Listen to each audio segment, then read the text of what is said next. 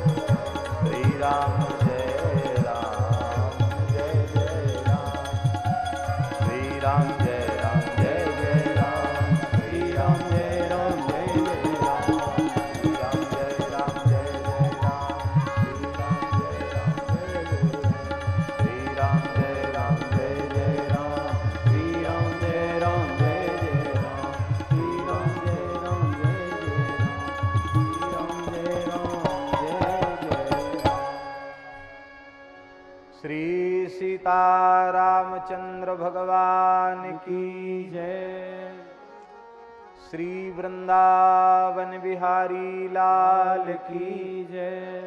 श्री नित्य साकेत बिहारिणी बिहारी जी महाराज की जय। श्री यमुना महारानी की जय। श्री गिरिराज महाराज की जय। श्री जड़खोर गोधाम की जय। श्री पथमेड़ा गोधाम की जय। श्री मनोरमा गोलोक महातीर्थ श्री नंदगाम की जय। श्री महावीर नंदीशाला श्री गोलासन नंदीशाला की जय। अखिल गोवंश की जय। श्री गोविंद गोधाम की जय। श्री 84 कोस ब्रजमंडल धाम की जय। सब संतन की जय। सब भक्तन की जय। सब विप्रन की जय। समस्त ब्रजवासीन की जय। गोस्वामी श्री तुलसीदास जी महाराज की जय। श्री सद्गुरुदेव भगवान की जय। श्री महाराज जी की जय। जय जय श्री राधे जय जय श्री सीताराम हर हर महादेव।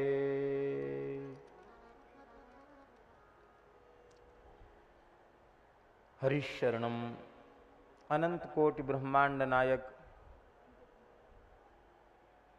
सर्वेश्वर परात्पर परब्रह्म असंख्येय दिव्यानंत कल्याण गुणगण निलय निखिल हेय प्रत्यनीक भक्त वांछा कल्पतरु भक्त वत्सल शरणागत वत्सल दीन बंधु दया सिंधु कृपा सिंधु श्री रघुनाथ जी की महती कृपा करुणा से पंचनद प्रदेश के इस पवित्र धार्मिक आस्तिक नगर लुधियाना में जहाँ पूज्य परम सिद्ध संत श्री दंडी स्वामी जी की दिव्य साधना उपासना तपस्या का दिव्य प्रभाव आज भी जहाँ दिखाई पड़ता है, ऐसे पवित्र लुधियाना महानगर में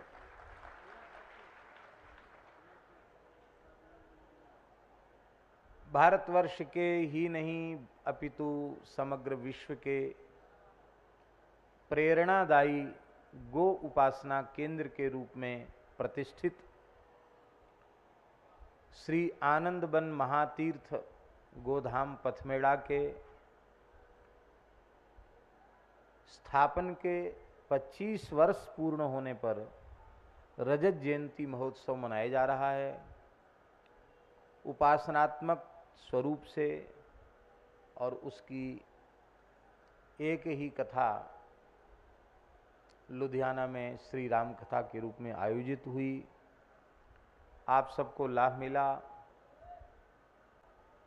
कल 10 बजे से घोषणा की गई थी, लेकिन यहाँ से जब संकेत हमें मिला तब हम यहाँ उपस्थित हुए। लेकिन यह भी संकेत मिल गया है कि 2 बजे तक ही उसको पूर्ण करना है। तो यथासाध्य राम जी का विवाह हो गया, मुख्य तो ब्याह है, ब्याह हो गया, बाकी क्या रहेगा, सब कुछ हो गया। शेष समय को सार्थक करते हुए अपनी वाणी से श्रीमद् रामायण की कुछ पंक्तियों को गुनगुनाकर अपनी वाणी को पवित्र करेंगे। हम सबका जीवन सफल हो रहा है। पूज्य संत भी बहुत दूर दूर से पधारे, चित्रकूट, अयोध्या, वृंदावन, अनेक स्थानों से संत पधारे। संतों ने बड़े भावपूर्वक श्री भक्तमाल जी का गायन किया। सीता शरण जी ने 2-2 बार सेवा की, कथा में भी सेवा, पाठ भी यही करा रहे थे, भक्तमाल पाठ के व्यास भी यही थे। तो तबला वाले भैया और सीता शरण जी दोनों ने खूब श्रम किया। श्री जुगल जी की भी माइक व्यवस्था बड़ी उत्तम रही। और हमारी सबकी परम आदरणीय पूज्या श्री हिस्यारपुर वाली माता जी, 2-3 दिन तक तो हम यही सोचते रहे कि लुधियाना में ही निवास है और कथा के समय आती, लेकिन पूछने पर ज्ञात हुआ कि रोज़ लुधियाना जाती, होशियारपुर जाती हैं, नित्य आती हैं। इस अवस्था में 2-2.5 घंटे की यात्रा, 3 घंटे की यात्रा करके जाना फिर आना, और आज भी एकदम समय से उपस्थित हुई। 9 साढ़े 9 बजे जहाँ हमारे ठाकुर जी का निवास है वहाँ पर उपस्थित हो गई थी।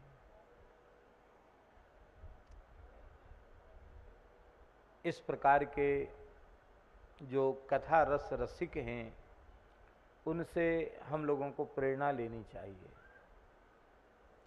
जीवन भर कथा कीर्तन सत्संग में ही आपका व्यतीत हुआ, और ये भी मन में आ सकता था कि अरे कितनी बार कथा सुन चुके हैं, लेकिन नहीं।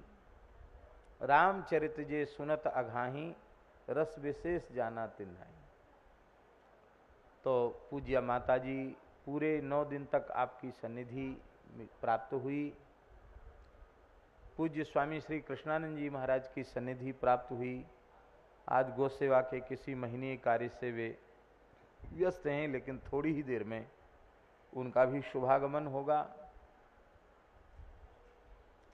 और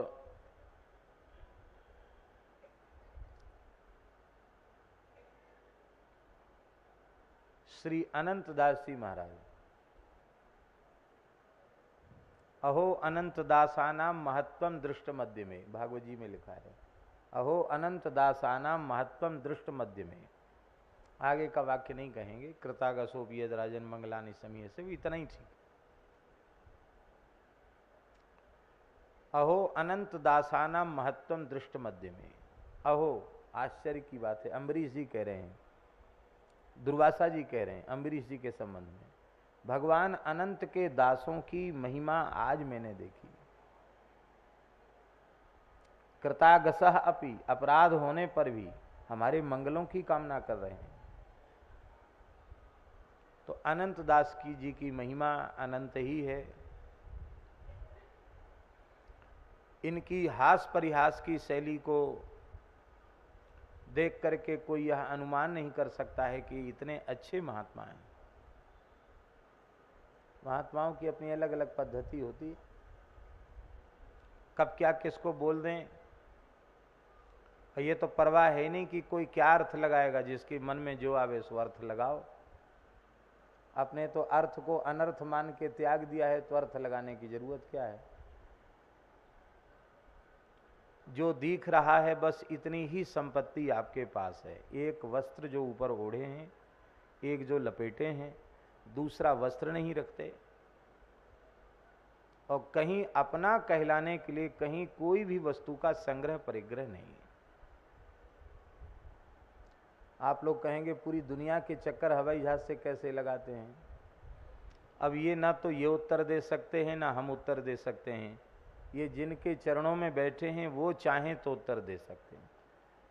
हनुमान जी महाराज, भाई छोटे मोटे के सेवक तो हैं नहीं, चारों युग प्रताप तुम्हारा है प्रसिद्ध जगत उजियारा। तो चारों युगों में जिनका प्रताप है उनके चरण सेवक हैं।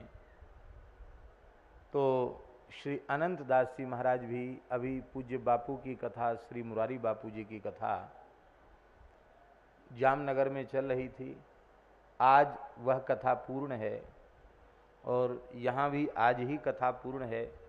तो जामनगर में बापू जी की कथा में 1 दिन की उपस्थिति देकर और 2 दिन की कथा की उपस्थिति लुधियाना को आपकी प्राप्त हुई है।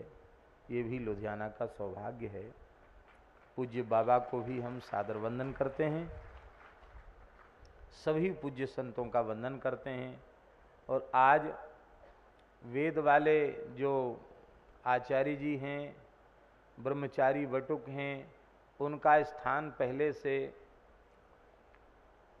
जो आरक्षित था, उस आरक्षित स्थान पर माताओं ने पहले आओ और पहले पाओ, एक कहावत है ना, पहले आओ पहले पाओ, उसको चरितार्थ करते हुए माताएं वहाँ बैठ गई अब बैठे हुए को उठाना तो ठीक नहीं है, लेकिन माताओं से प्रार्थना है कि थोड़ी थोड़ी जगह आप लोग पीछे तक खाली करें, जिससे ये पूज्य बटुक ब्राह्मण ब्रह्मचारी विद्यार्थी वे सन्मुख दर्शन दे सकें। और संतों से भी प्रार्थना है कि संत भी थोड़ा सा कृपा पूर्वक इधर उधर थोड़ा थोड़ा, ये पूरे दिन इन पूज्य ब्राह्मणों ने अपनी मंगलमयी उपस्थिति दी है, तो इनका मंगलमय दर्शन देखो, वैसे तो सारी सृष्टि ही भगवद रूप है, लेकिन गौ का दर्शन भगवान का दर्शन है, संतों का दर्शन भगवान का दर्शन है, इन पवित्र ब्राह्मणों का दर्शन भगवान का दर्शन है। तो भगवान का दर्शन करते हुए भगवान की चर्चा करेंगे तो उसका विशेष लाभ होगा। इधर कुछ संतों की ओर भी आकर के ब्रह्मचारी विराज जाएं।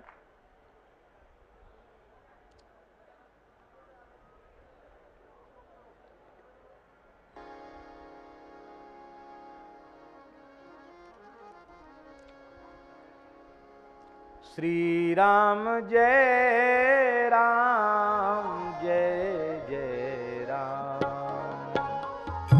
श्री राम जय राम जय जय राम, श्री राम जय राम जय जय राम, श्री राम जय राम जय राम जय जय राम, श्री राम जय राम जय जय राम, श्री राम जय राम जय जय राम, श्री राम जय राम जय राम जय राम जय जय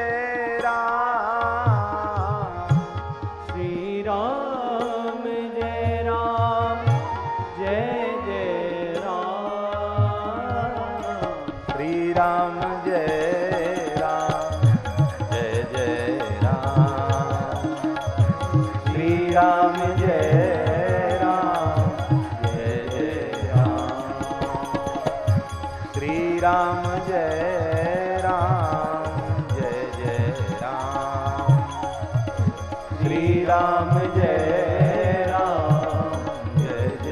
राम, श्री राम जय राम जय जय राम, श्री राम जय राम जय राम, श्री राम जय राम जय जय राम, श्री राम जय राम जय जय राम, श्री राम जय राम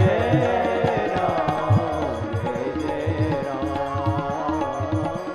श्री राम जय राम जय जय राम, श्री राम जय राम जय जय राम, श्री राम जय राम जय जय राम, श्री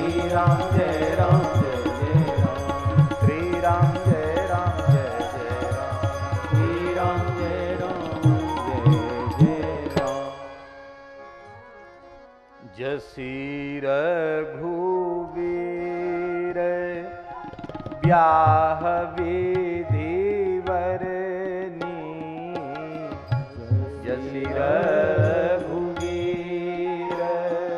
ब्याह विधि वरनी, सकल कुंवर ब्याहे तेहि करनी, सकल कुंवर ब्याहे तेहि करनी, कही ना जाई कछु दाई जे भूरी, कहीं ना जाए कछु दाई जे भूरी, रहा कनक मणि मंडप पूरी, रहा कनक मणि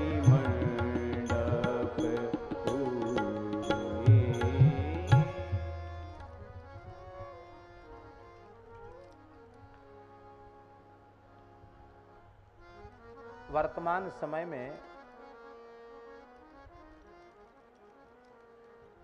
दहेज के ऊपर खूब चर्चा है और निश्चित ही अर्थ पिशाच दहेज के लोलुप,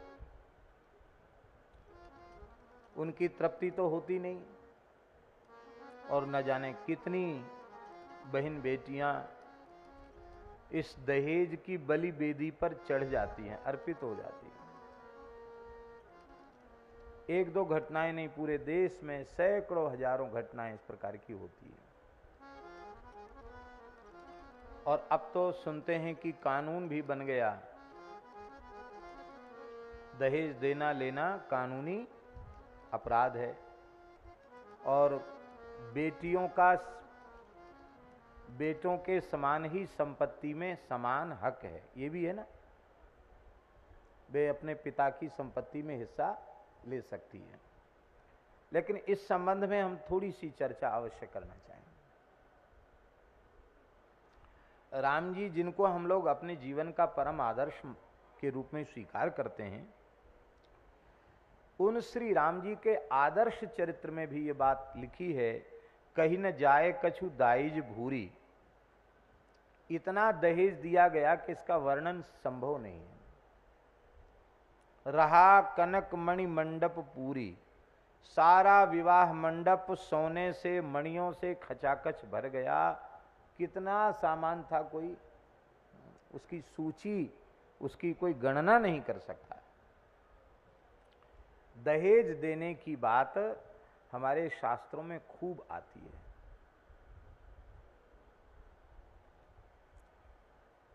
इसके पीछे हमारे पूर्वजों की, ऋषि मुनि महात्माओं की सोच क्या है, इस बात का सबको बहुत विवेक पूर्वक श्रवण करना चाहिए, जानना चाहिए, समझना चाहिए और स्वीकार करना चाहिए। हमारे पूर्वाचार्य, उनके विचार कितने वैज्ञानिक हैं, आज भी कितने प्रासंगिक हैं।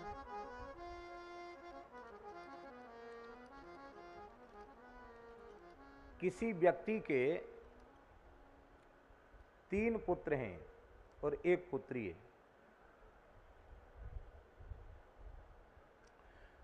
किसी व्यक्ति के 3 पुत्र हैं और 1 पुत्री है, तो धर्मशास्त्र की मर्यादा के अनुसार उस व्यक्ति का कर्तव्य है कि वह अपनी संपत्ति के 4 हिस्से करे अपने मन से। एक अपना रख ले, चलो कोई बात नहीं, भरोसा न हो संतान पर तो 5 हिस्से कर ले, और हिस्से करने के बाद अपने 3 पुत्रों में 3 हिस्से न करके चौथी कन्या को भी बराबर का हकदार बनावे। जैसे मान लो किसी व्यक्ति के पास 1 लाख रुपए है और 1 लाख रुपए उसको बांटना है 3 पुत्रों में, तो उसको 3 में न बांटकर उसको 4 में बांटना चाहिए। तो कितना 25-25 हजार हो गया। तो हमारे धर्मशास्त्र की जो मर्यादा परंपरा रही है वो इसी प्रकार थी कि पुत्री का जो भाग है उसको उसके विवाह में दहेज के रूप में दे दिया जाता था। ध्यान में आई बात। उसके हिस्से का जो मूल्य है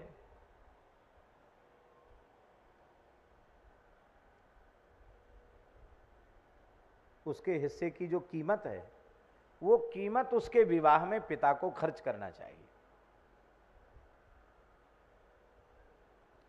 यदि उसके हिस्से में जो धन है उसको वो उसके विवाह में नहीं खर्च करता, विवाह में कन्या को नहीं देता है, तो कन्या के भाग को भोगने का पाप उसके पिता को लगेगा, कन्या की संपत्ति को भोगने का पाप लगेगा।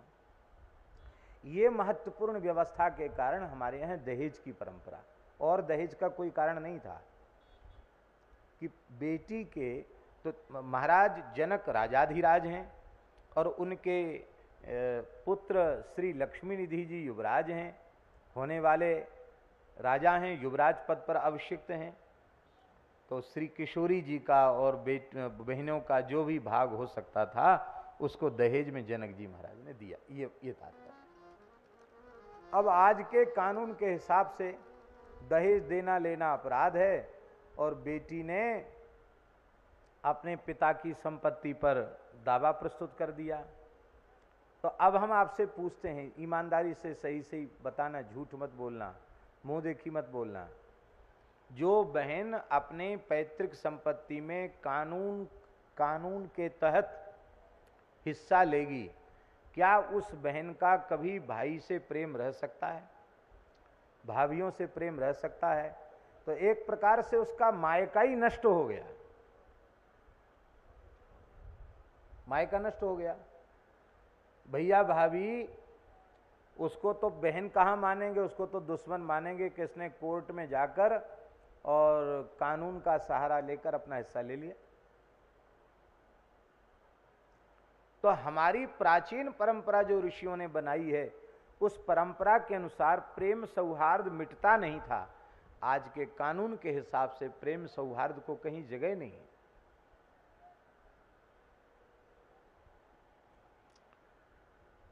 वर पक्ष को इतना उदार होना चाहिए कि वह समझे कि कन्या से बड़ा कोई धन नहीं है। इतना संतुष्ट वह हो कि कन्या से बड़ा कोई धन नहीं है। और महाराज जी यहां तक है, कन्या का पिता अकिंचन है, उसके पास कुछ नहीं है। तो महाराज जी ब्राह्मणों में तो यहां तक वर्णन है कि अपनी कन्या को हाथ में ले ले और कुशा ले ले और कुशा के सहित कन्या का दान कर दे किसी पवित्र ब्राह्मण।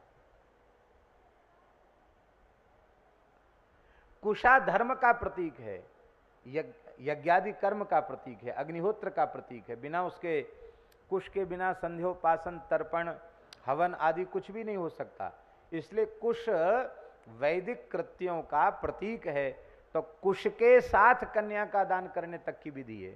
1 रुपया न हो तो कुश के सहित कन्या का दान कर दे।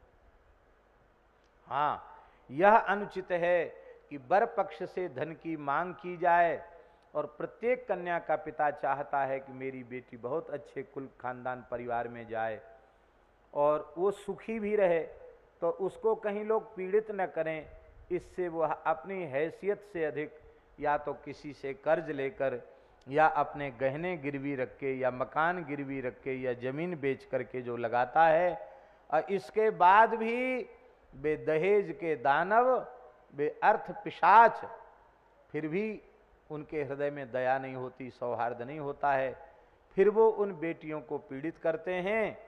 अंत में वे सोचते हैं कि हमारे पिताजी तो रोड पे आ ही गए और मुझे भी निकलना ही पड़ेगा, इस घर में मेरा गुजारा नहीं।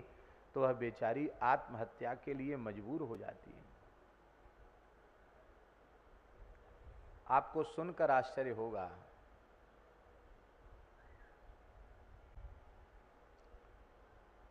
स्त्री वध का पाप ब्रह्म हत्या से अधिक है। क्या करें, वो श्लोक मुझे स्मरण में नहीं है, स्कंद पुराण का श्लोक है। उसमें लिखा 10 ब्रह्म हत्याओं का पाप एक स्त्री के वध में है। कितना? 10 ब्रह्म हत्याओं का पाप एक स्त्री के वध में है। जो पुरुष स्त्री पर हाथ उठाता है उसके सारे पुण्य नष्ट हो जाते हैं, उसके समस्त पुण्य नष्ट हो जाते हैं।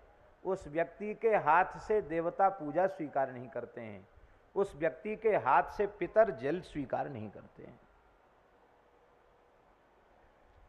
क्या कोई भी पुरुष स्त्री पर हाथ उठा सकता है?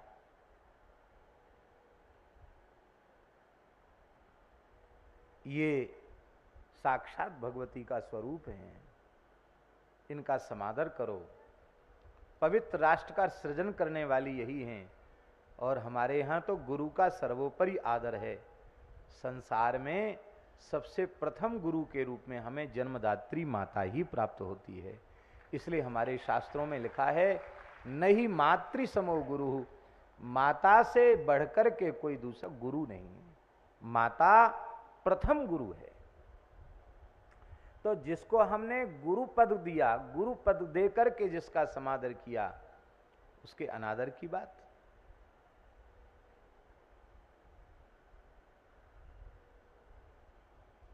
बंगाल की एक परंपरा है। बंगाल में बहू को बहू नहीं कहते हैं, बंगाल में बहू को कहते हैं बहू माँ। बहू माँ क्या कहते हैं? बहू माँ।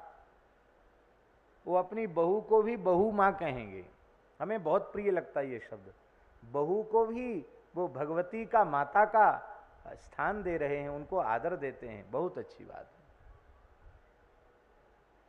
स्त्रियों को जहां पीड़ित किया जाता है उस घर की स्त्री नष्ट हो जाती है, संपत्ति नष्ट हो जाती है, लक्ष्मी नष्ट हो जाती है।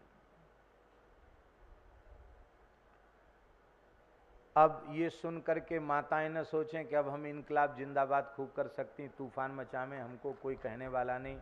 नहीं, माताओं को भी अपने शील की निरंतर रक्षा करनी चाहिए।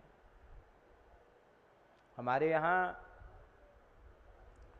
एक प्रयोग आता है, असूर्यम पस्याहा दाराहा। क्या? असूर्यम पस्याहा दाराहा। हमारे देश की सौभाग्यवती माताएं, उनको शास्त्रों ने असूर्यम पस्या कहा।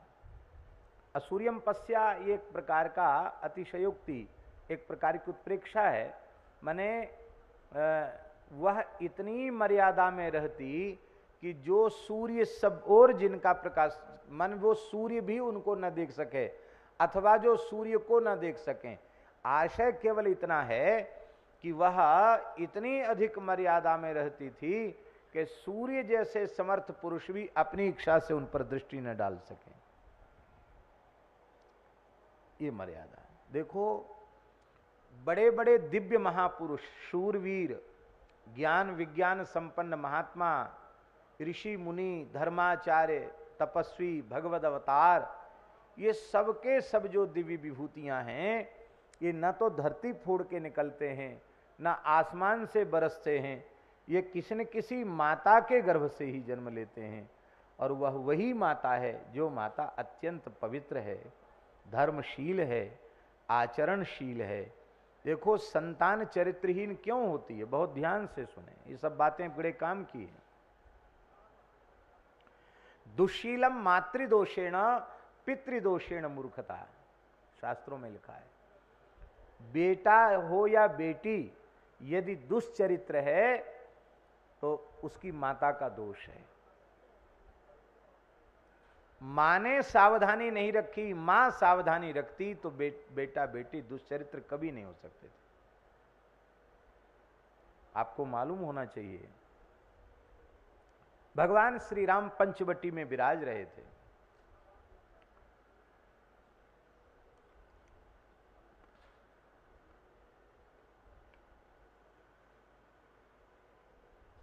कभी कभी राम जी जानकी जी के लिए लक्ष्मण जी को कहते कि तुम यहीं रहो और मैं आज कंदमूल फल समिधा लेने जा रहा हूं। तो भगवान की आज्ञा मानकर वहां रह जाते। तो राम जी कुश, समिधा, पुष्प, कंदमूल, फल आदि लेने के लिए वन में गए। तो किशोरी जी को प्रसन्न करने के लिए लक्ष्मण जी कुछ सुना रहे थे। किशोरी जी, जानकी जी हंस रही थी, जानकी जी भी हंस रही थी, लक्ष्मण जी भी हंस रहे थे। बड़ा सुरम्य वातावरण था, शीतल मंद सुगंधित वयार चल रही थी, गोदावरी जी का तट बड़ा सुंदर प्राकृतिक सौंदर्य से संपन्न वातावरण था। उसी समय देवराज इंद्र आए लीला देखने प्रभु की। प्रभु तो मिले नहीं, लक्ष्मण जी और सीता एकांत स्थल में मिले, वहां नहीं था। तो देवराज इंद्र तोते के रूप में एक वृक्ष की डाली पर बैठ गए और बैठकर उन्होंने संस्कृत में एक श्लोक कहा। उन्होंने कहा कि वन का सुरम्य वातावरण हो, शीतल मंद सुगंधित बयार बह रही हो और अत्यंत मनोहर सुंदर पुरुष हो, शक्ति संपन्न युवा पुरुष हो और परम मनोहरा अपूर्व सुंदरी युवती स्त्री उसके निकट हो और प्रेम से हास परिहास की चर्चा चल रही हो, तो इस परिस्थिति में कस्य नो चलते मनः, ऐसी परिस्थिति में कौन ऐसा धीर वीर पुरुष है जिसका मन चंचल न हो उठे।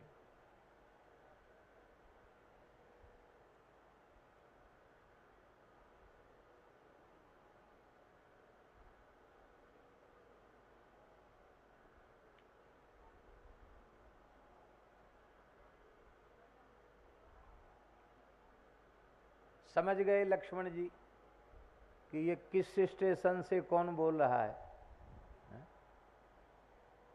तो उन्होंने उत्तर दिया, श्लोक मुझे स्मरण में नहीं इसलिए मैं नहीं सुना रहा हूं। तो लक्ष्मण ने उत्तर दिया, महाराजा दुष्यंत जब महर्षि कर्ण के आश्रम में प्रविष्ट हुए तो वहां उन्होंने पुष्प चुनते हुए, लता से पुष्पों का चयन करते हुए शकुंतला को देखा। तो शकुंतला के अंग से, शरीर से खिले हुए कमल की सुगंध आ रही थी और उसको कमल सुगंध से आकृष्ट होकर भौरे टूट रहे थे, उस पर भौरे मडरा रहे थे और वो भौरों को ऐसे हाथ से हटा रही थी, वो फूल चुन रही थी। उसके अपूर्व सौंदर्य को देख करके दुष्यंत आकृष्ट हुए और उन्होंने अपने मित्र विदूषक से कहा कि विदूषक, इस कन्या को देख करके, इसके सौंदर्य को देख करके तो मुझे इसको प्राप्त करने की इच्छा उत्पन्न हो रही है। विदूषक कौन होता था इस भी समझ लीजिए। राजाओं के साथ हंसी मजाक करने का अधिकार किसी को नहीं था, इसलिए किसी सदाचारी पवित्र वेदज्ञ ब्राह्मण को ये पद दिया जाता था विदूषक का। वो राजा को थोड़ा खुले मूड में रखता था, प्रसन्न रखता था, शास्त्रीय विनोद करके। वो ऊटपटांग विनोद नहीं जो नाटक में प्राय लोग दिखा देते, वो नहीं, शास्त्रीय विनोद करके वो राजा को प्रसन्न रखता था। और वो मित्र होता था, राजा अनुचित करे तो उसको डांटता भी था वो, यद्यपि वो उसको दक्षिणा मिलती थी उसकी, लेकिन वो एक प्रकार से वो ब्राह्मण है तो इसलिए राजा की बराबरी कर सकता है। तो विदूषक से जब राजा ने ये बात कही तो उन्होंने कहा, अरे आप पवित्र चंद्र वंश में उत्पन्न हुए हैं,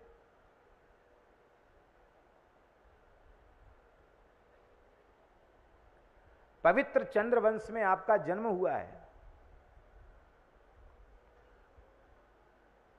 आप सम्राट हैं, धर्मनिष्ठ हैं और एक ब्राह्मण के ऋषि के आश्रम में पहुंचकर ब्राह्मण कन्या को देखकर आपका मन चलायमान हो रहा है। महर्षि कर्ण को यदि यह ज्ञात हो गया ना तो वो तुम्हें शाप देकर भस्म कर देंगे। ये विदूषक ने कहा। दुष्यंत ने कहा, विदूषक तुम जो कह रहे हो ठीक कह रहे हो अपने विचार से, लेकिन मैं भी पवित्र कुलीन क्षत्रिय हूं, राजा हूं, मुझे अपने मन पर पूर्ण विश्वास है। आज तक मेरा मन कभी पाप में गया ही नहीं, तो ये मन पाप में जा ही नहीं सकता। कैसे जाएगा पाप में? यदि यह ब्राह्मण कन्या होती तो मेरा आकर्षण इस ओर हो ही नहीं सकता था। ये निश्चित क्षत्रिय कन्या है और इसका मुझसे विवाह होने वाला है, यही विधि का विधान है।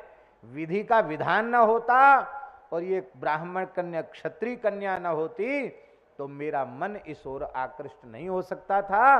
और तुम्हें मेरी बात पर भरोसा न हो तो तुम पता करो, ये क्षत्रिय की कन्या है। और विदूषक ने उसकी सखियों से पूछा कि ये जो तुम्हारी सहेली है इसका परिचय, तो उन्होंने बताया कि ये देव अप्सरा, देवलोक की अप्सरा मेनका के गर्भ से उत्पन्न राजर्षि विश्वामित्र के अंश से उत्पन्न ये उनकी बेटी। प्रमाणित हो गया क्षत्रिय कन्या है। धर्म कर्ण तो इसके पालक पोषक धर्म पिता है, वस्तुतः ये उनकी पुत्री नहीं है, क्योंकि कर्ण तो नैष्ठिक ब्रह्मचारी हैं, उन्होंने विवाह किया ही नहीं।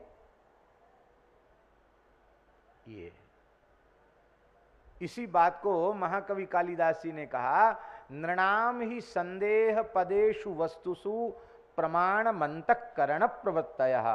धर्मात्मा सदाचारी पुरुषों के अंतःकरण की प्रवृत्ति ही प्रमाण होती है।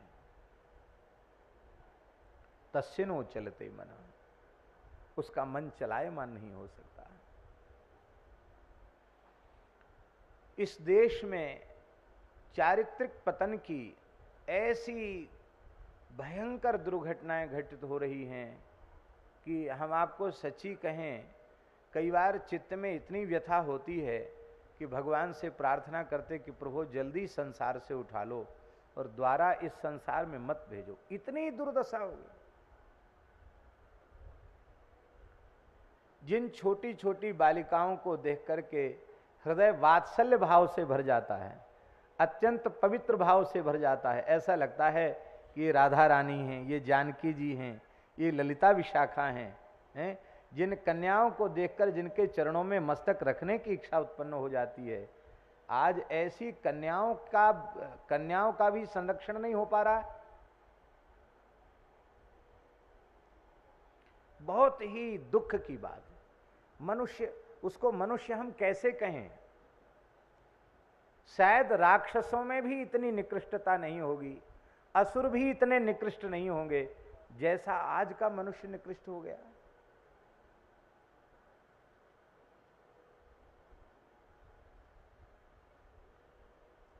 ये किसका परिणाम है? ये गोवध का परिणाम है। कुसंग परोसा जा रहा है, सत्संग नहीं दिया जा रहा है।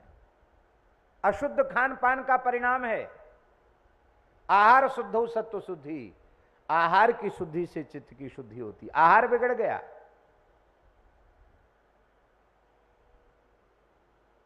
आज मैंने यहां के एक बालक से पूछा तो उसने कहा, महाराज जी क्यों यहाँ क्या अखबारों में रोज देखने को मिल रहा है, वहाँ हीरोइन पकड़ी गई, वहाँ ये पकड़ा गया। तो हमने कहा यहाँ ये तस्करी बहुत है नशे की। बोले हाँ, बहुत जोरों पर नशा, गांव के गांव बर्बाद है नशे में।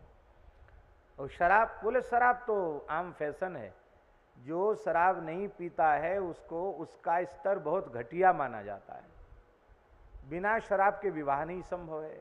आप सोचो, जहां गृहस्थाश्रम में प्रवेश के पहले इतनी अपवित्रता आ गई, वहां पवित्र सृष्टि कहां से होगी?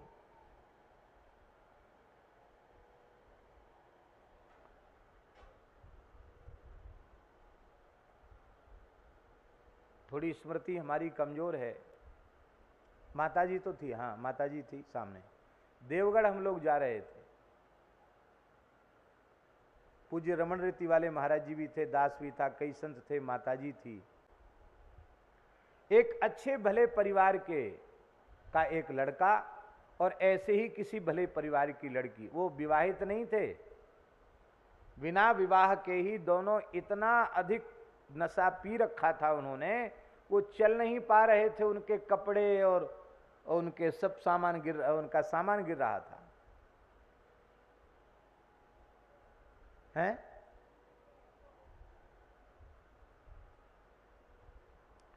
हम तो समझ ही नहीं पाए। मैं कह इनको हो क्या गए, चल क्यों नहीं पा रहे? माता जी ने बताया बहुत ज्यादा शराब पी रखी इन्होंने। इतना स्वेच्छाचार। आप धर्म और सदाचार की बात करते हैं, केवल मंदिरों में जाने से, केवल मत्था टेकने से आपका धर्म सिद्ध नहीं होता। आचरण की पवित्रता से धर्म सिद्ध होता है। हम अभी कह रहे थे असूर्यम पश्याहा दाराहा। असूर्यम पश्या माने सामर्थ्यवान पुरुष भी ये अपनी इच्छा से किसी बहू बेटी को देखना चाहें तो न देख सकें। इतनी मर्यादा में हमारी माताएं बहनें रहती थी। आज वह ऐसे वस्त्र पहन रही हैं, ऐसी वेशभूषा धारण कर रही हैं, अर्धनग्न। उनको देख करके लज्जा भी लज्जित हो जाए, लज्जा देवी भी लज्जित हो जाए, पर उन्हें लज्जा नहीं है। मेरी प्रार्थना है, बहुत विनम्रता पूर्वक प्रार्थना है, आप लोग जो श्री राम कथा आप लोगों ने सुनी है, धोखे से भी आपके जीवन में कोई दुर्व्यसन हो तो आप उसका आज ही विसर्जन कर दीजिए। पितरों का पक्ष चल रहा है, आप इसमें विसर्जन कर देंगे, आपके पुरखा प्रसन्न हो जाएंगे। मद्य मांस का सर्वथा त्याग कर दीजिए। ये प्रतिज्ञा कर लीजिए, जो वस्तु भगवान को भोग नहीं लग सकती है उस वस्तु को हम आहार के रूप में कभी भी ग्रहण नहीं करेंगे। सदाचार शून्य पुरुषों का संग मत कीजिए, स्वेच्छाचारी पुरुषों का संग मत कीजिए।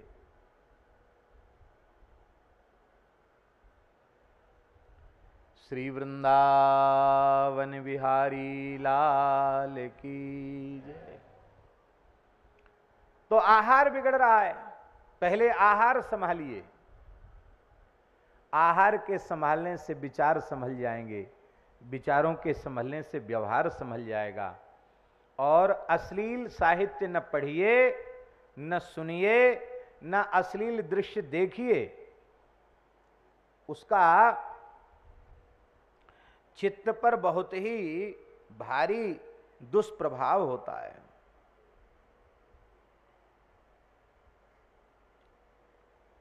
आप जो लिख के लाए हैं करीब करीब इन्हीं बातों को हम बोल रहे हैं, आपकी भावना को भगवान की प्रेरणा से।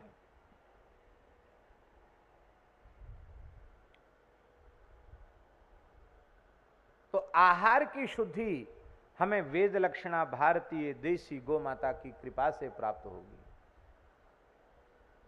अब महाराज, सात्विक पुरुष, सत्संगी पुरुष भी मद्यमांस तो नहीं लेते, लेकिन वो भी प्याज लहसुन तो क्या कहना, बड़े ठाठ से बड़े आराम से लेते हैं। अरे भाई, मद्यमांस तो निषिद्ध है ही।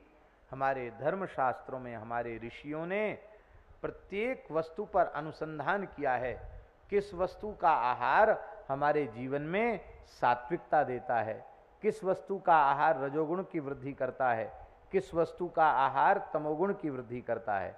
तो जो राजसी तामसी वृत्तियों को जगाने वाले पदार्थ हैं उनको हम न खाएं, जो सात्विक वृत्ति को जागृत करने वाले हैं वो पदार्थ हम खाएं। प्याज लहसुन आदि जो हैं ये तामसी वृत्ति को जागृत करने वाले पदार्थ हैं, इसलिए साधक को इनका स्पर्श नहीं करना चाहिए। एक प्रयोग आता है व्याकरण में स्वामी जी, धिक देवदत्तम अपि सिंचति पलांडुम।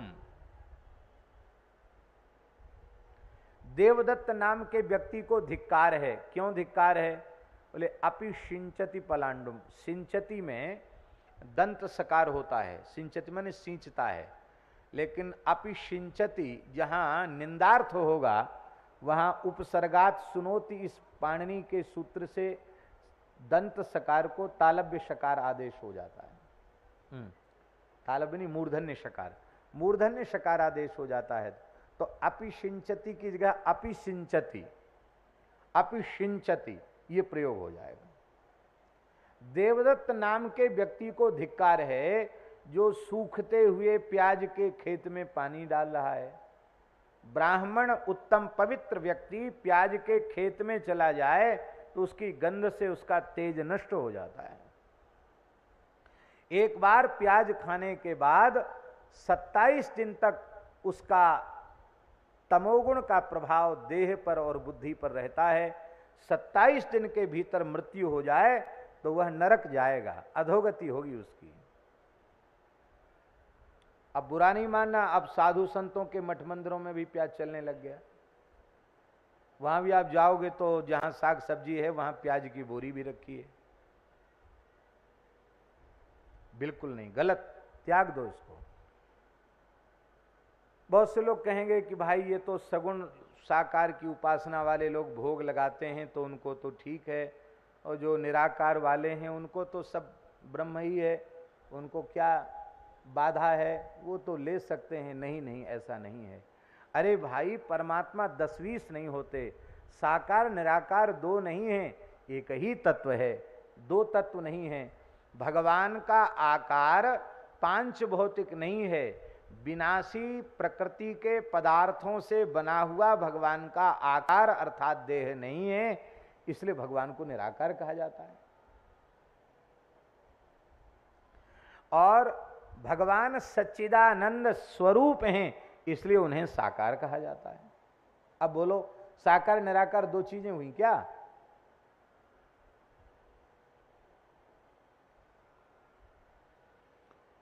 हमारे यहाँ एक बड़ी समस्या पैदा हुई। वो समस्या ये पैदा हुई कि साकार निराकार के झगड़े में लोगों को शास्त्रों का बोध तो रहा नहीं प्रायः, और दूसरी बात यह है कि श्रद्धा भी नहीं रही है। मनमाने तरीके से लोग धर्म की व्याख्या करने लग गए, तो उसका दुष्परिणाम सबके सामने है। लोगों ने कह दिया मलुकदासी निर्गुणिया संत। जितने भी लेखक, प्राचीन लेखक हुए हैं जो इतिहासकार, वो सब लिखते हैं मलुकदासी के बारे में। आप खोजो कहीं क्या लिखा है, तो उसने लिखा निर्गुण धारा के संत, सगुण धारा के संत। चलो ठीक है, हम मान लिया। और निर्गुण धारा के हैं तो क्या कुछ उनका साहित्य देखने की जरूरत नहीं है, सीधे लिखना पड़ेगा। वो अवतारवाद नहीं मानते थे, वो मूर्ति पूजा नहीं मानते थे, वो आचार विचार को ढोंग ढकोसला कहते थे। ये सब लेखकों की पद्धति है, अंग्रेजी काल के लिखने वाले। हमको तो कई बार लगता है कि क्या ये इतिहासकार भी अंग्रेजों ने खरीद लिए थे क्या ये बिक गए थे क्या? नाम उनके लेने की आवश्यकता नहीं, क्योंकि बड़े सम्मानित पुरुष, उनका नाम हम नहीं ले सकते।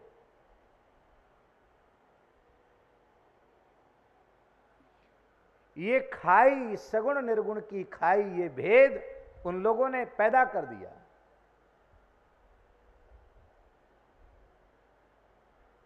हमारे यहां भेद तो है ही नहीं। धन्य है। पुष्पदंताचार्य कह रहे हैं त्रयी सांख्यम योगः पशुपति मतम वैष्णवमिति प्रभिन्ने प्रस्थाने परमिदमदः पथ्यमिति च रुचीनां वैचित्र्याद्रिजुकुटिल नाना पथजुषां नृणाम् एको गम्यः त्वमसि पयसाम अर्णव इव। वेदत्रयी का मार्ग, कर्मकांड का मार्ग, सांख्य का मार्ग, योग का मार्ग, पाशुपत मत, वैष्णव मत, ये जितने भी जीव के कल्याण के शास्त्रीय साधन कहे गए हैं, ऋषियों ने जो पवित्र वैदिक परंपराएं आरंभ की हैं, वो सब रुचि नाम वैचित्र्यात्, सबके जन्मांतरीय संस्कार अलग अलग प्रकार के हैं और सबकी प्रवृत्ति अलग अलग प्रकार की। अब जैसे हमने मान लो 5-7 जन्म से हम भगवान शिव की उपासना करते चले आ रहे हैं, तो स्वाभाविक रूप से शिव की उपासना में इस जन्म में हमारी प्रवृत्ति हो जाएगी। जो जिसका जन्मांतरीय उपासक होता है उसकी उस देवता की उपासना में प्रवृत्ति हो जाएगी, और जिस देवता की उपासना में प्रवृत्ति हो जाएगी उस उपासना को करने में उसको बड़ी सफलता जल्दी मिलेगी, क्योंकि जन्मांतरीय संस्कार उसके हैं। और आप नई कोई उपासना उस पर थोप दोगे जो उसके संस्कार के अनुरूप नहीं है, तो वो जो संस्कार था वो तो छूट गया, और नई चीज आपने बता दी उसको वो कर नहीं पाए, वो पथभ्रष्ट हो जाएगा। इसलिए कितने महापुरुष तो हमने ऐसे भी देखे हैं जो अच्छे उत्तम जिज्ञासु के निकट आने पर उसको एकांत में पूछते हैं तुम्हारी श्रद्धा कहां है, तुम किस स्वरूप को भजते हो, ईमानदारी से बताओ तुम्हारी कहां श्रद्धा है। क्योंकि क्रिया से, केवल क्रिया से काम नहीं बनेगा, काम तो श्रद्धा से बनेगा, है?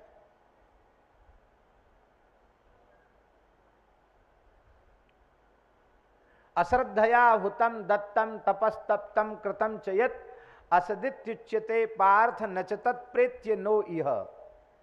श्रद्धा का पुट जहां नहीं होगा वो कुछ भी कर लो, जप कर लो, पाठ कर लो, हवन कर लो, कथा कह लो, कथा सुन लो, श्रद्धा नहीं होगी तो बात बनेगी नहीं। भगवान ने तो थोड़ी भी सुविधा हम लोगों को नहीं दी। नहीं कहते थोड़ा मोड़ा फल मिल जाता, कुछ नहीं, बोले सीधे ही नकार दिया। न च तत्प्रेत्य, जो श्रद्धा से विरहित होकर किया गया साधन है उसका फल मरने के बाद परलोक में भी नहीं मिलेगा, इस लोक में भी नहीं मिलेगा। लेकिन ये सब कहने के बाद भी हम एक प्रार्थना कर रहे हैं आपसे, श्रद्धा हो या श्रद्धा शून्य व्यक्ति हो, श्री राम जय जय राम करता है तो उसको फल मिलेगा मिलेगा मिलेगा, उसमें संदेह नहीं। नाम अश्रद्धया अवहेलना पूर्वक, अश्रद्धा पूर्वक भी लिया गया तो भी काम करेगा। इसलिए कलिकाल में भगवान नाम को सर्वोपरि कहा गया। लेकिन प्रत्येक साधन में श्रद्धा अपेक्षित है। पूछते तुम्हारी श्रद्धा कहां है, और जहां उनकी श्रद्धा है उसके अनुरूप जब उनको साधन मिल जाता है बहुत जल्दी उनकी प्रगति हो जाती है। अब पहुंचना सबको वही है, सबको वहीं पहुंचना। भेद क्या रहा भाई? गणेश जी का उपासक, गणेश जी का उपासक जब गणेश जी के चरणों में पहुंचेगा, गणेश जी का साक्षात्कार प्राप्त करेगा, तो उसके मन में जरूर जिज्ञासा होगी कि गणेश जी माला किस लिए लिए हैं। पूछेगा, जय हो गणेश जी भगवान, ये माला आप किस लिए लिए हैं, आप किसका स्मरण करते हैं, आप क्या जप करते हैं? तो गणेश जी कहेंगे, भैया बेटा तुमने चौपाई नहीं सुनी है, महिमा जासु जान गणराऊ, महिमा जासु जान गणराऊ, प्रथम पूजियत नाम प्रभाऊ, प्रथम पूजियत नाम प्रभाऊ। गणेश जी कहेंगे, हम राम राम जपने के लिए माला रखते हैं, हाथ में राम राम जपते हैं, श्री राम तारक मंत्र जपते हैं, तो वो गणेश जी का भक्त भी राम राम करने लग जाएगा। वर्ष में महाराज जी एक दिन जगन्नाथ जी गणपति वेश में दर्शन देते हैं। कहते एक भक्त को उन्होंने गणेश रूप में दर्शन दिया था अपना भक्त बनाने के लिए। बोलो जगन्नाथ भगवान की। ये हैं तो सब वही, अलग थोड़े ही हैं। वो गणेश जो है ना वो कोई दूसरे थोड़े ही हैं, और भगवान का ही तो स्वरूप श्री गणपति है। भगवान ही तो है स्वरूप में, दूसरे नहीं है। शिव जी का भक्त शिव जी को प्राप्त कर लेगा तो शिव जी चाहेंगे कि यह हमारे भगवान का भक्त बन जाए। अब देखो हम प्रत्यक्ष उदाहरण दे रहे हैं आपको। बाणासुर शिव जी का अनन्य भक्त, इतना बड़ा भक्त है बाणासुर शिव जी का कि आज भी शंकर जी की सेवा करने के बाद, शंकर जी को नैवेद्य अर्पित करने के बाद उसका नाम लिया जाता है। न नाम लो तो शंकर जी राजी नहीं होंगे, इतना बड़ा भक्त। शंकर जी का अभिषेक करके भोग लगा के बोलना पड़ेगा श्रद्धा पूर्वक, बाण रावण चंडीश श्रृंगी भृंगी ऋटादयः सदा शिवस्य नैवेद्यम सर्वे गृह्णन्तु शांभवाः। ये शिवोपासक शिव जी का नैवेद्य स्वीकार करें, प्रसाद ग्रहण करें, वो सब तैयार रहते हैं सामने। उनको न देने से प्रत्यवाय है, पूजन का बड़ा भारी दोष माना गया है। गणेश के भक्तों का स्मरण गणेश के पूजा के बाद, नैवेद्य के बाद करना पड़ता है। श्री गणेशस्य नैवेद्यम सर्वे गृह्णन्तु गाणपाः। सूर्य का के भक्तों को सूर्य को अर्पित करके सूर्य के भक्तों का स्मरण करना होता है। भगवान को भोग लगाने के बाद वैष्णवों का स्मरण करना पड़ता है। वासुदेव प्रसादान्नम सर्वे गृह्णन्तु वैष्णवा कहा जाता है। शक्ति का शक्ति को भोग अर्पित करने के बाद उनके उपासकों का स्मरण किया जाता है, शास्त्रीय विधि है। तो महाराज जी वो शंकर जी जिनके भक्तों में पहला नाम है बाणासुर का, बाण रावण चंडी, से पहला नाम है बाणासुर का, पहला नाम। और इतने प्रसन्न, महाराज जी शिव पुराण में लिखा है कि बाणासुर ने भगवान शिव को अपने नृत्य से, अपने गायन से प्रसन्न किया था, तांडव नृत्य से। शंकर जी ने इतना प्रसन्न हुए, शंकर जी उन्होंने कहा कि अब हम तुम्हारे अधीन हो गए, तुम क्या चाहते हो मांग लो। बोला महाराज हमारे परिवार की, हमारे नगर की, हमारी प्रजा की आप स्वयं रक्षा करें। कहा एवं मस्तु। और उसने वरदान मांगा कि आप अब बहुत दिन हुआ कैलाश में रहते रहते, अब हमारे नगर में रहो। बोले ठीक है। शंकर जी अपने सब पार्षदों के सहित वहीं प्रत्यक्ष रहने लग गए, इतना प्रसन्न भगवान उसके ऊपर। उसको 1000 भुजाएं दे दी शंकर जी ने। वो शंकर जी के पास गया, बोले बाबा आपकी कृपा तो बहुत है, ये 1000 भुजाओं में इतना बल है कि मैं जहां लड़ने जाता हूं सब दूर से ही हाथ जोड़ लेते हैं, तो इन भुजाओं में खुजली मच रही है,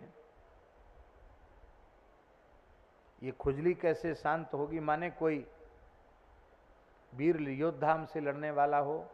तो शंकर जी ने कहा कि भक्तराज क्या उपाय करें? बोले तीनों लोकों में तो कोई खुजली शांत करने वाला है नहीं, आप क्षमा करें, अपराध में हूं तो आपका सेवक, लेकिन आपके विशाल भुजदंड देखकर आपसे 2-2 हाथ करने का मन करता है। वाह जी वाह, बड़ा उच्च कोटि का भक्त है, हमसे ही लड़ना चाहता है। भगवान शंकर बोले भाई हम तो लड़ेंगे नहीं, हमने तुमको अभय दान दिया है, ले जा ये ध्वजा, लगा दे अपने महल के ऊपर। जिस दिन बिना झुकाए ध्वजा झुक जाएगी, समझ लेना तेरी भुजाओं की खुजली को शांत करने वाला आ गया। अब हम आपसे पूछ रहे हैं एक प्रश्न, उत्तर दीजिएगा कि इतना श्रेष्ठ भगवान शिव का भक्त जिसकी भक्ति पर शंकर जी न्यौछावर हो गए, उस बाणासुर ने ऐसी बात क्यों कही? बाणासुर की गलती नहीं है। शंकर जी उसको भगवान श्री हरि का भक्त बनाना चाहते हैं, उसका संबंध भगवान से जोड़ना चाहते हैं, इसलिए शंकर जी की माया से मोहित उसने ऐसी बात कही। और जब अनिरुद्ध जी उषा के महल में आ गए और जब इसको पता चला और उसी समय इसकी ध्वजा झुक गई, भगवान द्वारकाधीश सेना लेकर के आ गए, ध्वजा झुक गई, समझ गया खुजली शांत करने वाला वीर आ गया। भगवान द्वारकाधीश श्री कृष्ण ने बड़ा युद्ध किया। शंकर जी का को कहना चाहिए था कि कोई बाहरी तत्व तुम्हारे ऊपर आक्रमण करेगा तो मैं सुरक्षा करूंगा, अब मेरे प्रभु ही पधारे हैं तो मैं प्रभु से युद्ध नहीं कर सकता। ये कुछ नहीं कहा शंकर जी ने, कहा हमने तुमको वचन दिया तो हम लड़ेंगे अंतिम श्वास तक, क्या चिंता करते हो, लड़ो, डरो मत। गणेश जी, कार्तिकेय जी, वीरभद्र, भैरव आदि गणों के साथ भगवान शिव बाणासुर के पक्ष में लड़ने आ गए। महाराज जी पुराणों में बड़ा विचित्र विचित्र वर्णन है। गणेश जी सबसे आगे थे युद्ध में। अब जहां विघ्नराज गणपति हों वहां तो कोई पराजय हो ही नहीं सकती, सिद्धि बुद्धि के देवता हैं, वहां असिद्धि कहां से होगी। बड़ा लंबा युद्ध चला। भगवान से पूछा यदुवंशी वीरों ने, महाराज हम लोग बिल्कुल विजय के निकट नहीं पहुंच पा रहे हैं, क्या बात है, कब तक ऐसे युद्ध चलेगा? भगवान हंसने लगे, बोले गणेश जी आगे आगे हैं तो कहां से तुम्हारी विजय होगी, ये हटें। गणेश जी के नाराज होने से पराजय होती है, विघ्न विघात यही करते हैं, इनको भगाओ। प्रद्युम्न जी बोले अच्छा अब पता चल गया कि गणेश जी इसका कारण, गणेश जी को तो हम भगाएंगे, कैसे भगाओगे? तो महाराज जी गर्ग संहिता में लिखा है वो योग बल से प्रद्युम्न जी एक बहुत बड़े बिलाव बन गए। वो गणेश जी का वाहन चूहा, मूषक, चूहा के ऊपर जैसे ही झपटे अब गणेश जी चूहा का कान खींचते ही रहे कि लौट लौट। वो कहां लौटे, भगा के गणेश जी को ले गया कहां से कहां। उसी बीच में भयंकर युद्ध हुआ, सब पराजित हो गए, सब पराजित हो गए। भगवान शिव पर जम्भरणास्त्र छोड़ा और भगवान शिव नंदीश्वर पर बैठे बैठे सो गए। और भगवान ने उसकी भुजाओं को सुदर्शन चक्र से काटना आरंभ किया। आहा, इधर की भुजाएं, इधर की भुजाएं, 996 भुजाएं भगवान ने काट दी। कितनी? अब बची कितनी? 1000 में कितनी बची? 4 बाकी रह गई थी। शंकर जी की नींद खुली। अरे बोले छोड़ो छोड़ो, मैंने अभयदान दे दिया, मारना नहीं। भगवान हंसने लगे, बोले 1000 भुजा का था तो दैत्य था, अब 4 भुजा का हो गया, शामिल खाते का भगत हो गया। आपका भगत तो है ही है, हमारा भी भगत हो गया, हमारे पार्षद सब 4 भुजा के हैं। शंकर जी ने स्तुति की और साष्टांग प्रणाम भगवान को किया। क्यों किया भाई? इसीलिए किया कि बाणासुर की यह समझ में आवे कि मैं तुम्हारा इष्ट अवश्य हूं, पर मेरे इष्ट द्वारिकाधीश श्री कृष्ण हैं।